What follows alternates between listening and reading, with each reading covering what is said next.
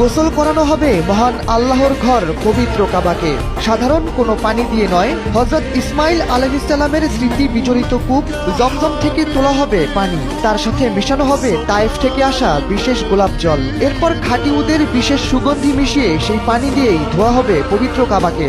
আরবি বর্ষপঞ্জিকা অনুযায়ী 15 মহররম 1448 হিজরি বা 30 জুন সোমবার গোসল করানো হবে পবিত্র এই ঘরকে। ধর্মীয় ভাবগাম্ভীর্যের কোনো খেলাফ না করেই কাবা ঘরকে ধোয়ার মহৎ কাজটি শেষ করবে সৌদি আরবের ধর্ম মন্ত্রণালয় ও হারামাইনের কর্তৃপক্ষ।